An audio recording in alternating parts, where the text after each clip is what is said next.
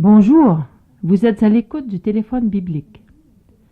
Un jour, Jésus, voulant illustrer l'œuvre du divin laboureur dans les cœurs, présenta à la foule la parabole du semeur. Le semeur, Jésus, est venu pour semer une bonne semence. Cette semence est la parole de Dieu. Elle porte en elle un germe de vie, la vie même de Dieu.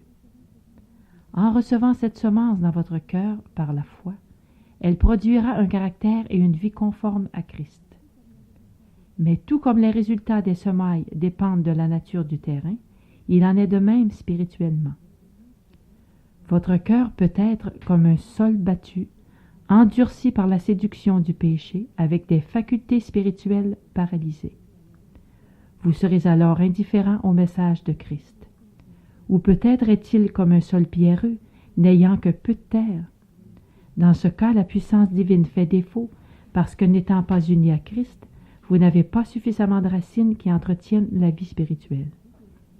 Il se peut qu'il ressemble à un sol épineux, un cœur où les vieilles habitudes d'une vie de péché ne sont pas délaissées et finissent par étouffer la bonne semence et l'empêchent de se développer. Dans chaque cas, le semeur et la semence sont les mêmes.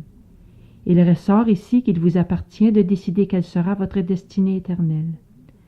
Rien ne vous oblige à garder votre cœur dans cette condition. L'Esprit de Dieu s'efforce sans cesse de rompre le charme du monde et d'éveiller en vous le désir des choses célestes. Recevez-le par la foi et confessez vos fautes avec un désir profond et sincère de le connaître et de lui ouvrir votre cœur.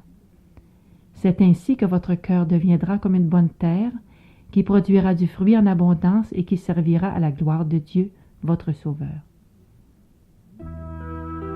Oui, le Saint-Esprit veut accomplir patiemment son œuvre en vous et il n'attend que votre réponse. Pourquoi résister davantage? La préparation de votre cœur s'accomplira par la puissance qui se dégage de la parole de Dieu. Si vous sentez le besoin d'une rencontre ou si un sujet vous préoccupe particulièrement, laissez-le nous savoir. Il nous fera plaisir de vous aider dans la mesure du possible. Nous vous invitons à nous rappeler demain et vous rappelons que ces messages vous sont présentés par vos amis de l'Église adventiste du Québec, un service dans votre communauté.